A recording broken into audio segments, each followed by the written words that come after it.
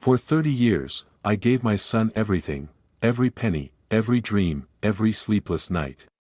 Yet, he stared me down and spat, "You're nothing to us," kicking me out.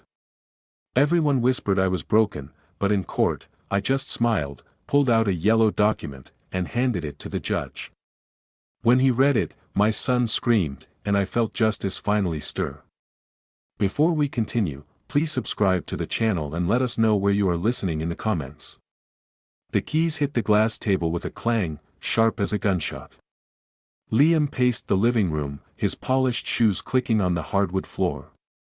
"You think we owe you something?" he spat, his voice slicing through the air. "You're nothing to us." I stood frozen, my fingers tight around the handle of a small suitcase. The words cut deeper than I could have imagined, each syllable a blade twisting in my chest. 30 years, every penny, every dream, every sleepless night, poured into him. And now this. Olivia leaned against the armrest of a white leather sofa, her arms crossed, a faint smirk curling her lips. "David, you don't want to drag this out," she said, her tone smooth as silk but cold as the marble countertop behind her. "It's time to go." The room gleamed with wealth, crystal chandelier, floor-to-ceiling windows, a wine glass tipped over, its red stain seeping into the cream rug. This house, my house, the one I'd signed over to Liam 5 years ago, felt like a stranger's now. I'd given it to him, thinking it was love. Foolish. "Liam," I said, my voice low, trembling despite myself. "I gave you everything." He stopped pacing, his wedding ring glinting as he pointed at the door. "And I'm done carrying you. Get out." Olivia's hand twitched, betraying a flicker of unease, but her eyes stayed locked on me, daring me to crumble. I wanted to scream, to shake him, to make him remember the boy who'd clung to me after his mother died. But that boy was gone. In his place stood a man I didn't recognize, his face twisted with contempt. My hand brushed my coat pocket, feeling the crinkle of an old envelope. Not yet, I thought. Not here. I lifted the suitcase, light, holding just a few shirts, a faded photo of my late wife, Mary, and that envelope. The weight of it grounded me, a reminder of something I couldn't name yet. "David," Olivia said, stepping closer, her perfume sharp and expensive. "Don't make a scene. It's undignified." I met her gaze, my jaw tight. "You'll regret this," I said, not sure if I meant it as a threat or a plea. Liam laughed, a harsh bark. "Regret? You're the one who'll be sorry, old man." I turned to the door, my heart pounding so loud I barely heard Olivia's final jab. "Take care, David." The door loomed ahead, heavy oak with brass fittings, a barrier between the life I'd built and the void waiting outside. I opened it. Cold, wet air hit my face, the rain already soaking through my thin coat. "Liam," I said, pausing, not looking back. "You're wrong about me." He didn't answer. The door slammed shut behind me, the sound echoing in my bones. Rain pelted the street, blurring the glow of a distant street lamp. I stood there, suitcase in hand, no car, no plan, nowhere to go. Everyone would whisper I was broken, poor David, discarded like trash. But as the rain stung my skin, something stirred inside me. Not pain, not yet. An ember, small but alive, flickering in the dark. I stepped forward, the suitcase heavier now, and let the night swallow me. The mattress sagged beneath me, creaking with every shift. I sat in the dim light of a single bulb, listening to the neighbors' muffled shouts through the paper-thin walls of my new apartment in Lentz. A far cry from the house in West Hills. Once, I'd pictured a different life, travel, laughter, Mary by my side. Now, this, a cracked coffee mug, a wobbly table, and silence that pressed against my skull. I unzipped the suitcase, pulling out a faded photo. Mary smiled in it, her hair catching the sunlight, Liam tucked against her side. He was 6 then, all gap-toothed grins and sticky fingers. I'd carried him on my shoulders, promising him the world. After she died in '95, that promise became my life. I worked double shifts. Skipped vacations, sold my dreams of Europe to pay for his summer camps. I remembered the stack of bills on our old kitchen table, the way I'd hide them from him, saying, "We're fine, kid." The apartment smelled of mildew. A drip from the faucet punctuated the quiet. I set the photo down, my hands shaking. Had I loved him too much? Was that my mistake? I gave him everything, college tuition, the down payment for that house, even my pride when I signed it over. And for what? "You're nothing to us." His voice echoed in my head, sharp as the day he said it. I dug deeper into the suitcase, past a worn sweater, and found it, the envelope. Yellowed, edges frayed, my old address scrawled in my handwriting. I'd kept it all these years, tucked away like a secret I wasn't ready to face. My fingers traced the seal. Not yet. I wasn't sure what it meant, only that it mattered. In my mind, I saw Liam at 16, begging me to visit his college campus. "You'll come, right, Dad?" I'd smiled, knowing I couldn't afford the trip. "Sure, son." Another lie to keep him safe. Now, I wondered what he'd say if I asked, "Why, Liam? What didn't I give you?" The phone buzzed on the table. Liam's name flashed. My thumb hovered over the screen, then pressed decline. I didn't want his apologies, if he even meant to offer them. Olivia's voice, too, I could imagine. "David, be reasonable." I turned the phone off, the silence louder now. I stood, pacing the small room. The floorboards groaned. I thought of Mary's coffee mug, the one she'd hold every morning, its chip from when Liam dropped it as a toddler. I'd kept it, even after she was gone. Now, it was in a box somewhere, like everything else I'd lost. The weeks since that night blurred together. I'd found this place, a studio behind a nail salon, cheap and anonymous. I'd spent days unpacking, avoiding mirrors, avoiding myself. But tonight, something shifted. I set the envelope on the table, its weight heavier than the suitcase. It wasn't just paper. It was a piece of me, a piece I'd forgotten. I sank back onto the bed, staring at the ceiling's water stains. Liam thought he'd won, that I'd fade away. He was wrong. Anger, sharp and unfamiliar, coiled in my chest, growing like weeds through cracked pavement. I didn't know what I'd do next, but I knew I wasn't done. I slammed the library door harder than I meant to, the sound swallowed by the hum of Portland's public library. My anger needed an outlet, and the weight of it pushed me forward, past rows of bookshelves smelling of dust and old paper. 2 weeks since Liam's betrayal, and the pain hadn't dulled, but something else was waking up, a need to fight back. I dropped into a chair at a long oak table, legal books piled high. Property law, contracts, inheritance, words that felt foreign but necessary. I'd signed the house over to Liam, but there had to be a way to reclaim something, anything. My pen scratched notes, each word a small rebellion against the man who'd called me nothing. "You look like you're at war with the world," a voice said. I glanced up. A woman, mid-50s, stood across the table, her glasses perched low on her nose. She held a thick book, her coat slightly damp from the morning drizzle. Her eyes were sharp but kind, like she'd seen too much to judge. "I might be," I said, managing a half-smile. She slid into the chair opposite, setting her book down. "Elon Marshall. I'm a lawyer, and you look like you need one." "David Clark," I said. "I'm figuring things out." She leaned forward, her silver earring catching the light. "Figuring out usually means trouble. Care to share?" I hesitated, then let it spill. "My son kicked me out. Took the house I gave him. Said I'm nothing." The words burned, but saying them felt like shedding weight. Elon's jaw tightened. "Sons can be ungrateful. But you're stronger than you think." She pushed a book toward me, Fundamentals of Property Law. "Start here. It's not as dry as it looks. We talked for an hour, the library's quiet buzz fading around us. She shared her own scars, a divorce, a daughter she hadn't seen in years. I know what it's like to lose family, she said. But you don't have to lose yourself. Her words hit hard. I thought of the envelope, still tucked in my apartment drawer. It was more than paper, it was a key, maybe to justice.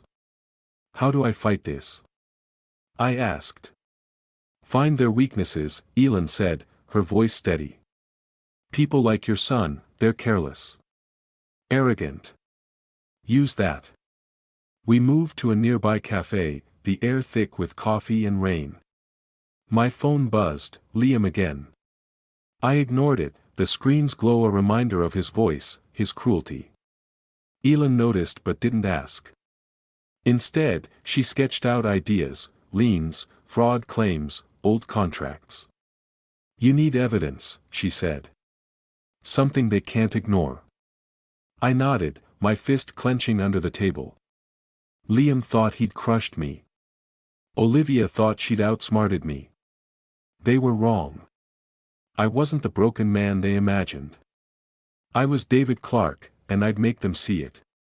Back in my apartment, the bulb flickered as I sat at the wobbly table. The envelope lay there, its edges worn but intact. I didn't open it, not yet. But for the first time in weeks, I felt it, a pulse of hope, steady and real. I could win this. I would.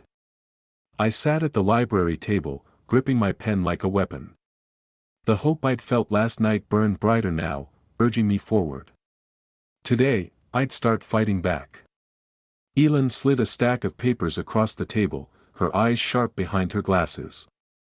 This is where we begin, she said, tapping a news article about Liam's real estate firm.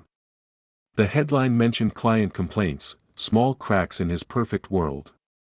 We'd spent weeks digging, meeting in quiet corners of Portland's libraries and cafes. The library smelled of old books and faint coffee from a vending machine. Its hum grounded me as I scanned documents, my fingers smudging ink. Liam's life, laid bare in public records and social media, revealed a man drunk on arrogance. Elin pointed to a post on Olivia's profile, a polished photo at a gala, her smile tight. She's obsessed with control, Elin said. That's her weakness. I nodded, scribbling notes. Liam's firm was under scrutiny for shady deals, the kind that could ruin him if someone pushed hard enough. His ego blinded him to the risks, he thought he was untouchable. Olivia, meanwhile, lived for her reputation. I imagined her in a boardroom, her voice crisp, her hands trembling if a scandal broke. One misstep, and her carefully built image would shatter. Found something, Elin said, sliding her laptop toward me. A forum post from a disgruntled client accused Liam of inflating property values. If we can tie this to him, it's leverage. Her voice was steady, but her fingers drummed the table, betraying her excitement. I leaned back, my chair creaking. He's careless. Always was. I thought of the envelope in my apartment drawer, its weight a quiet promise. It could wait. For now, we needed more, names, dates, proof. Elin's gaze softened. You remind me of myself, you know. After my divorce. She paused, twisting her coffee cup. He took everything, my home, my confidence. I rebuilt it, but it cost me my daughter. She doesn't call anymore. Her voice cracked, and I saw the woman behind the lawyer, raw and real. I'm sorry, I said, my throat tight. I know what it's like to lose family. She waved it off, but her eyes held mine. That's why we're doing this, David. Not just for you. For everyone they've hurt. We moved to a cafe, the air thick with espresso and rain. Outside, Portland streets glistened, reflecting neon signs. I spotted Olivia across the street, her coat pristine, her stride purposeful. My pulse spiked. I ducked behind the window, my heart hammering. She didn't see me, but the sight of her, so close, so unaware, lit a fire in me.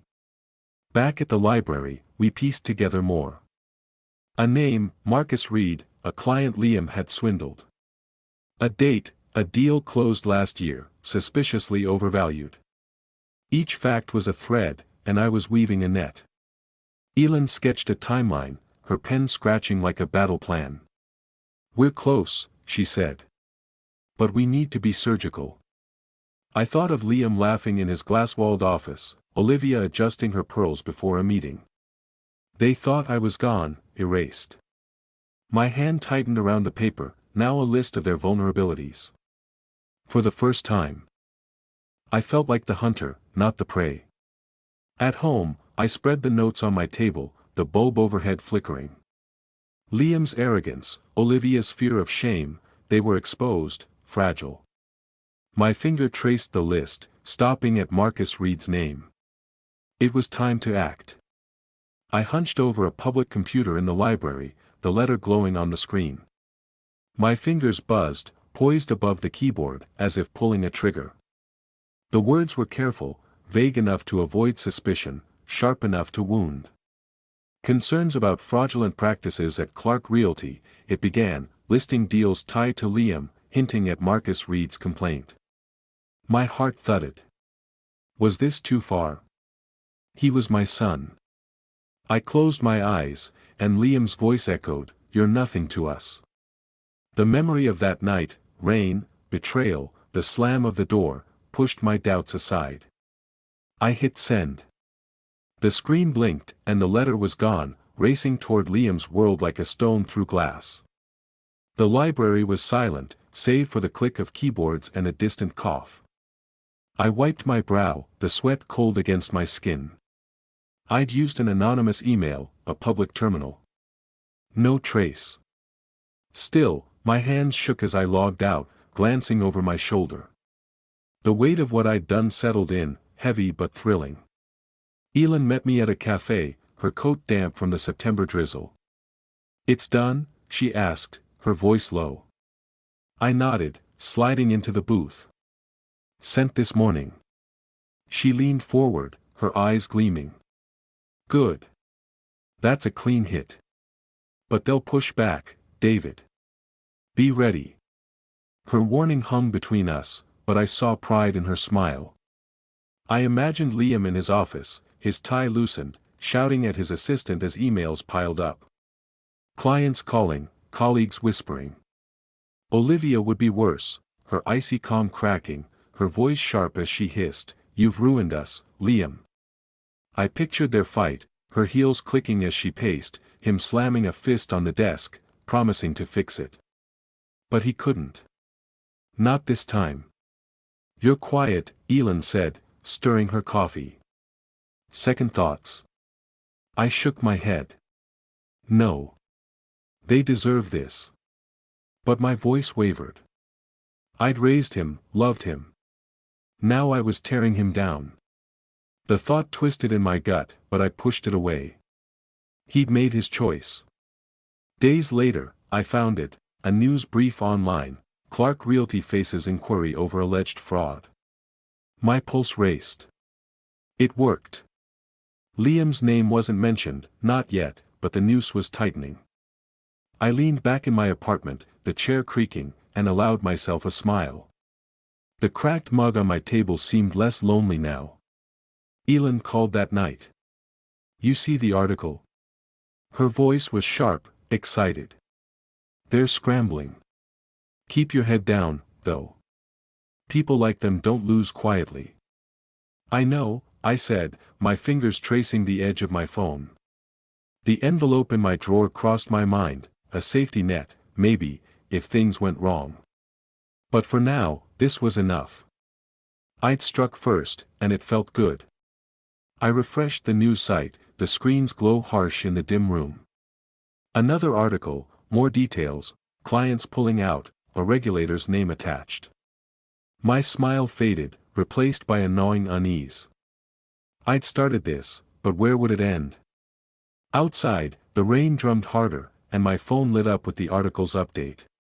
Something cold coiled in my chest. They'd fight back. Soon.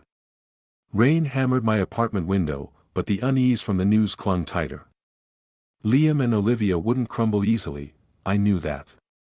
The article about the inquiry had spread, and with it, my sense of victory soured into dread. They'd be hunting now, sniffing for whoever lit the match. I checked the locks again, the bolt cold under my fingers. Elin called me to a park, away from prying eyes. The air smelled of wet leaves, and her scarf fluttered as she spoke. "Someone's asking questions," she said, her voice low. "A man was at the cafe yesterday, watching me. Private detective, maybe." Her eyes were steady, but her hands clutched her bag too tightly. My stomach dropped. Because of the letter? Likely. She glanced around, the park empty save for a jogger in the distance. "They're scared, David." "That's good. But it means they're dangerous." I imagined Liam in his sleek office, hiring a detective. His jaw tight with rage. Olivia would be colder, her orders precise: "Find who did this, or we're done." I could see her now, her nails tapping, threatening to walk away if he failed. Their perfect life was fraying, and I'd pulled the first thread. But at what cost? We walked, our shoes squishing on the path. Elin's voice softened. "I've been here before, you know. My ex hired a guy to dig up dirt during the divorce. Found nothing, but it kept me up nights."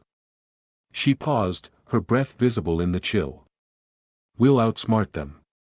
We have to." I nodded, but fear gnawed at me.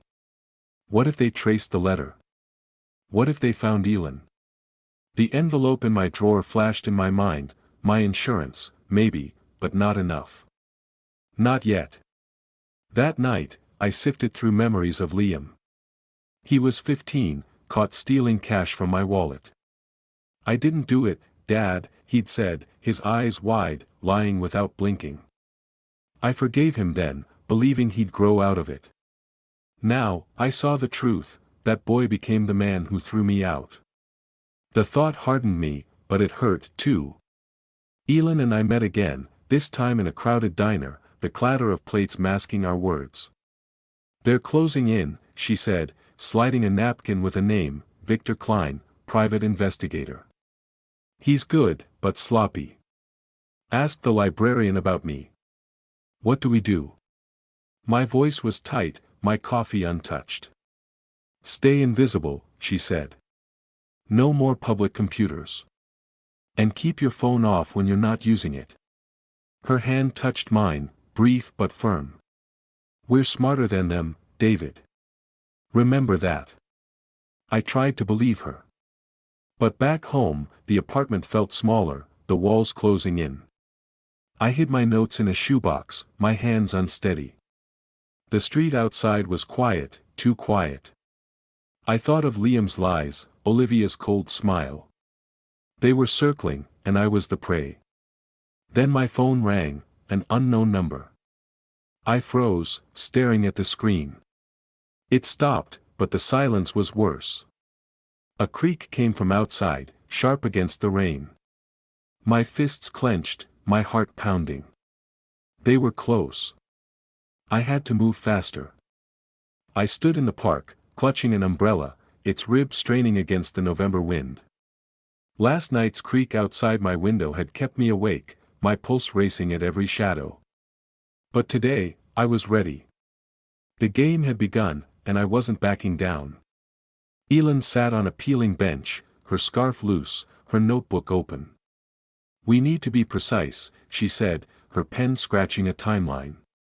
"One wrong move, and they'll pounce."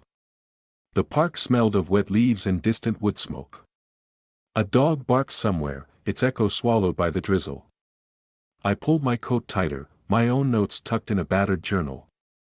"The document," I said, my voice low. "It's our edge." Elin glanced up, her eyes narrowing. "The original deed? You're sure it holds up?" I nodded. "There was a mistake when I signed the house over. It's still mine, legally." I didn't explain more, not yet. The deed, hidden in my apartment, was my ace, a yellowed contract that could unravel Liam's world. But we had to play it right. She leaned forward, her breath clouding in the chill. Then we file a claim, quietly. But we need a distraction, something to keep them off balance. Her pen tapped the page, more anonymous tips, complaints to Liam's regulators, whispers to stir the pot. Hit them where they're weak, she said. Liam's ego, Olivia's image. I scribbled her ideas, my hand steady despite the cold. I wasn't the man they'd thrown out anymore. I was a strategist, building a trap. But a flicker of doubt gnawed at me. What if this changes me, Elin? What if I lose myself? She smirked, closing her notebook. If we mess this up, I'll buy you coffee at the worst diner in Portland. Deal? Her humor broke the tension, and I laughed, the sound foreign in my throat. She was more than an ally now, a friend, someone who saw me when I'd forgotten myself. We mapped it out, a letter to the city about Liam's deals, vague but pointed, sent from a burner email. A legal draft, hidden for now, to reclaim the house. Each step was a brick in the wall I was building. I thought of Liam's smug grin, Olivia's cold stare. They'd underestimated me. That was their mistake. A man jogged past. His hood up, and my heart skipped. I scanned the park, half expecting Liam's detective. You're jumpy, Elin said, her voice calm. He's just a runner. Stay focused. But her hand tightened on her bag, betraying her own nerves. I flipped through my journal, the pages filled with dates, names, weaknesses. Liam's fraud, Olivia's fear of shame, they were exposed, and I held the strings. We're close, I said, my voice firm. I can feel it. Elin nodded, standing. We are. But this is chess, David. One move at a time. She tucked her scarf, her silhouette sharp against the gray sky. I folded my notes, the paper crisp in my hands. It wasn't just a plan, it was power, something I hadn't felt in years. Back home, the apartment was cold, the radiator hissing. I slid the notes into my pocket, their weight grounding me. The deed waited in its drawer, but this was bigger now. The game was on, and I was ready to play. I opened the news site, and there it was, Liam Clark, my son, the man I'd built, crumbling. The headline screamed, Clark Realty fined for shady practices. My chest tightened, not with fear but with a strange, sharp joy. I leaned back in my apartment, the chair creaking, the dim lamp casting shadows on the cracked walls. He was falling, and I'd pushed him. The article detailed it all, fines, lost clients, regulators circling. Liam's name wasn't front and center, but it didn't need to be. His colleagues would whisper, his phone would go silent. I imagined him in his sleek office, his tie undone, shouting at an empty room as deals slipped away. Olivia would be worse, her voice slicing through their house, you're dragging us down, Liam. Fix this, or I'm gone. He'd beg, his arrogance cracking, but she'd turn away, her heels clicking on their marble floor. Elin met me at a cafe, the air thick with cinnamon and steam. You saw it? She asked, sliding into the booth, her coat damp from December's rain. I nodded, my coffee untouched. It's working. But guilt twisted in me. I saw Liam at 8, his arms around my neck after a school play, promising to make me proud. Now I was tearing him apart. He was my son, I said, my voice low. Is, Elin corrected, her eyes soft but firm. He's still your son. But he chose this fight. She sipped her tea, her fingers steady. He might suspect you, David. Be careful. I thought of the deed, locked away. It was my trump card, but this moment, Liam's world shaking, was enough for now. I remembered him at 16, caught stealing from my wallet, swearing he'd be better. I'll make you proud, Dad, he'd said, his eyes wet. I believed him. I was wrong. My phone buzzed, Liam's name. My thumb hovered, then pressed decline. The screen went dark, but my heart raced. He was reaching out, maybe desperate, maybe angry. I didn't care. Not anymore. Elin leaned forward. You hit hard, but he's not done. People like him fight dirty when they're cornered. Her voice was a warning, but I saw excitement in her eyes, a mirror of my own. I checked the locks that night, the bolt cold under my fingers. The apartment smelled of stale coffee, the radiator clanking. I pulled up the article again, the screen's glow harsh. More details, a client suing, a partner pulling out. I smiled, but it faded. Liam wasn't just losing money, he was losing himself. And I'd done it. Another call came, Liam's name flashing. I shut the phone off, the silence heavy. He was close, too close. I felt it in my bones, he knew I was behind this. The next move wasn't mine alone anymore. I checked my phone, no calls. The quiet was deceptive, but I knew Olivia was next. Liam's fall had cracked their world, and now it was her turn. January's cold seeped into my apartment, the radiator barely keeping up. I sat at my table, a new plan forming, my fingers tapping the edge of a notebook. She'd thought me weak, a shadow to erase. She'd learn otherwise. Elin and I had worked fast. Using a public library computer, we'd crafted a letter, anonymous, precise, detailing Olivia's sleight of hand with her company's marketing budgets. Small overcharges, hidden in reports, funneled to personal accounts. Enough to stall her promotion, maybe end her career. I sent it to her firm's ethics board, my heart pounding as the screen confirmed delivery. It was done. I imagined her now, in her glass-walled office, her perfect smile faltering as her boss called her in. She'd snap at colleagues, her voice shrill, her control slipping. At home, she'd turn on Liam, her words venomous, "This is your fault, Liam. Your weakness is ruining us." He'd fire back, his voice hoarse, "Not me, Olivia. Someone's after us." Their marriage, built on ambition, was splintering, and I held the hammer. Elin met me in a diner, her face drawn. "The letter hit," she said, sliding a news clipping across the table. "Her firm's investigating. She's on thin ice." Her voice was steady, but her eyes darted to the door, wary of shadows. I leaned back, the vinyl booth squeaking. Good. But my triumph was laced with caution. Olivia wasn't Liam, she'd fight smarter, harder. I remembered meeting her, years ago, at Liam's engagement party. Her handshake was firm, her smile polished, but her eyes were ice, dismissing me as nothing. That memory fueled me now. "You're enjoying this," Elin said, half smiling. "But she's dangerous when cornered. Like a snake." "Let her try," I said, my voice harder than I felt. The deed, my secret weapon, waited in its drawer. I didn't need it yet, Olivia's fall was my focus, and it felt right. I saw her once, from across the street, her coat buttoned tight, her face pale as she hurried into her office. Her stride was off, hurried, not the confident glide I knew.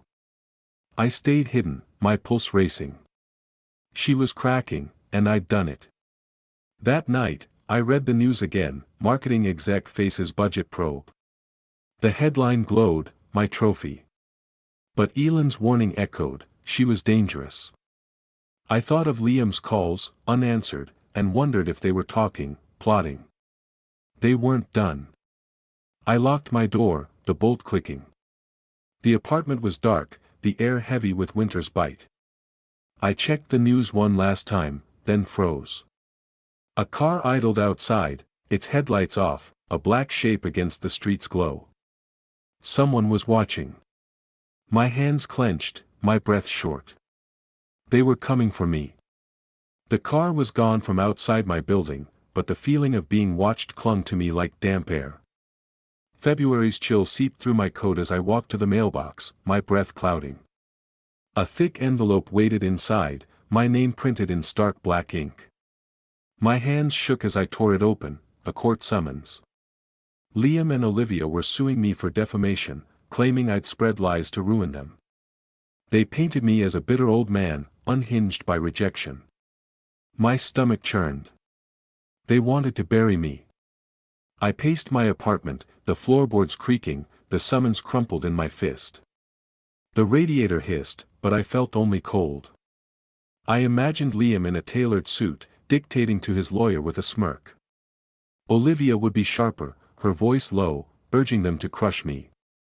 "He's nothing," she'd say, just like that night. My fear spiked, but something else stirred, defiance. They wouldn't win. Not this time. Elin met me at the library, her coat dusted with rain.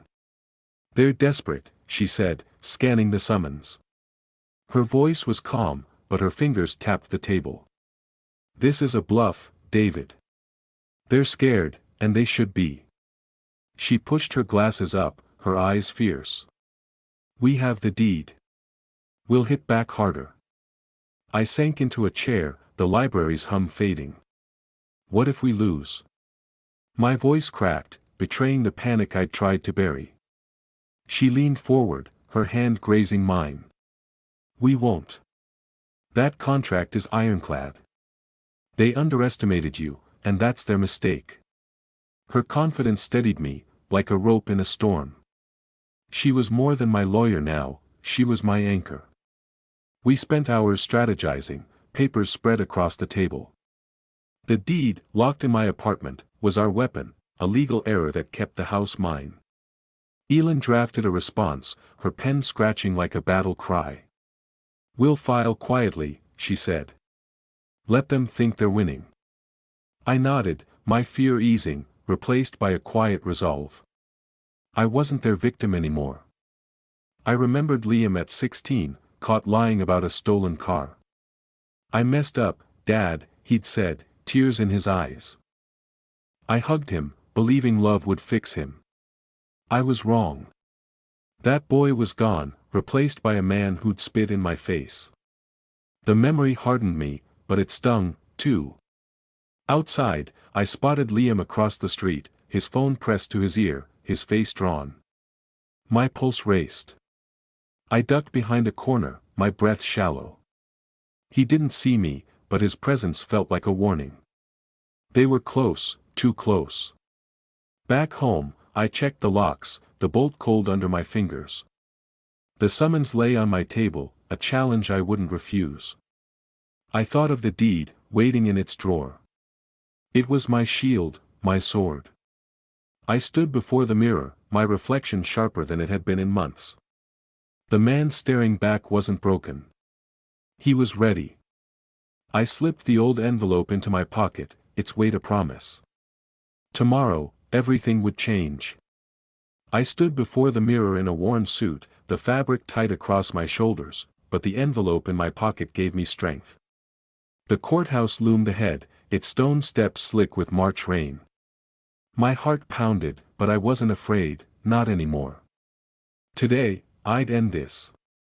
The deed, that yellowed contract, was my truth, and Liam and Olivia would face it. The courtroom smelled of polish and dust, its wooden benches creaking under the weight of spectators. Liam sat at the plaintiff's table, his jaw tight, his suit pristine. Olivia, beside him, adjusted her scarf, her face a mask of composure. But I saw the tension in her eyes, the way her fingers gripped her purse. They thought they'd won before we'd even started. Elin squeezed my arm, her voice a whisper. "You've got this, David." Her calm grounded me, her presence a reminder of how far we'd come. The judge, a stern woman with gray hair, called the room to order. My summons for defamation was their weapon, but I had a better one. Their lawyer spoke first, his voice smooth, accusing me of lies, of spite. Liam nodded along, his gaze flicking to me, daring me to break.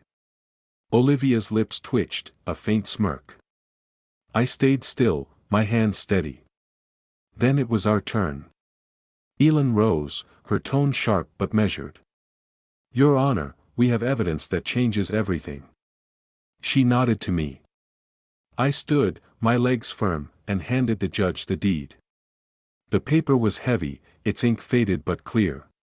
"This is the original contract for the house," I said, my voice steady. "It was never properly transferred. The property is mine." The room stilled. The judge adjusted her glasses, reading. Liam leaned forward, his face reddening. "That's a lie," he shouted, his voice cracking. "He's making it up." Olivia's hand shot to his arm, her nails digging in, but her eyes were wide, her composure gone. The judge raised a hand, silencing him. She read on, her brow furrowing. "I remembered signing that deed, years ago, thinking it was for Liam's future. I'd trusted him, loved him. Now, that same paper was my victory, a twist of fate I hadn't foreseen." "Mr. Clark," the judge said, looking at Liam. "This document is valid. The transfer was incomplete." Gasps rippled through the room. Liam stood, his chair scraping, his voice a snarl. "No. He can't do this." Olivia's face drained of color, her purse slipping to the floor. She whispered something, her voice lost in the chaos. Elin leaned close, her breath warm. "You did it, David." I nodded, but my triumph was quiet. I'd won, but the cost was heavy. Liam's rage, Olivia's collapse, they were my doing. Yet as I watched them unravel, the pain of that night, their betrayal, their cruelty, eased. The judge banged her gavel, dismissing their claim. I stood, my legs steady, and walked out, the air crisp and sharp. Elin followed, her smile wide. I felt lighter, freer, but questions lingered. What now? I touched the envelope in my pocket, its work done. The future waited, and I wasn't sure where it led. I stepped out of the courthouse, and the world felt lighter, the March air sharp with possibility.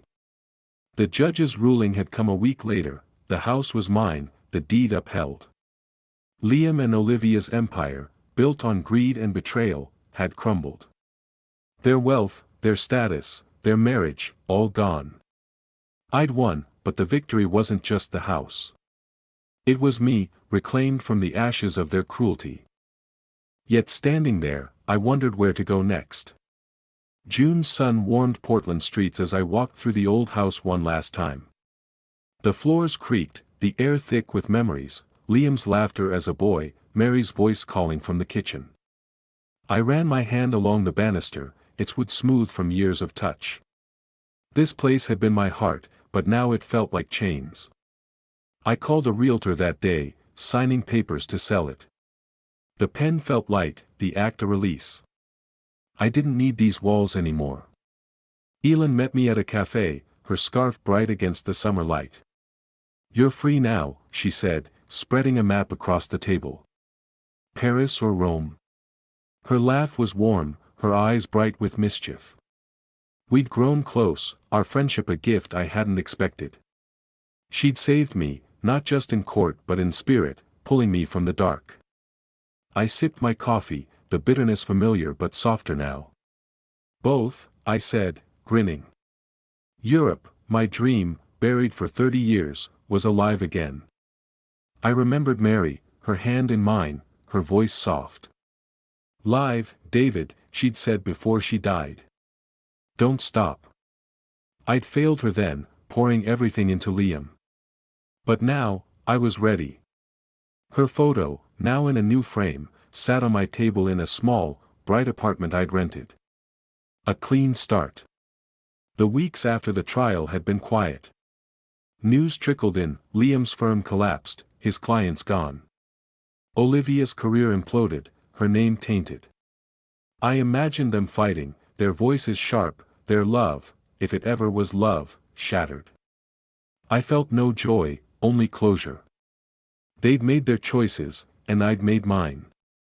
I sold the house for a good price, enough to fund my travels and more. The money felt secondary, the freedom was everything.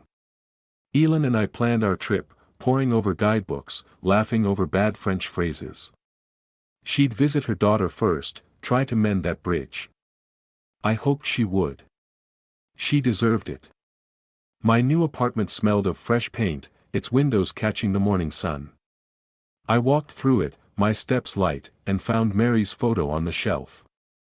"I'm living now," I whispered, my throat tight. Justice had been bitter, but it had freed me. I wasn't the man who'd stood in the rain, broken and lost. I was David Clark, and I was whole.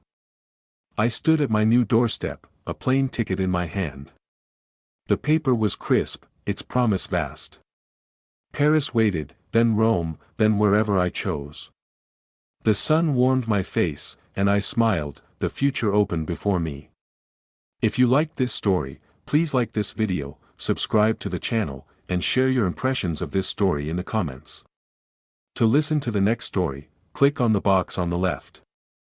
Thank you for watching.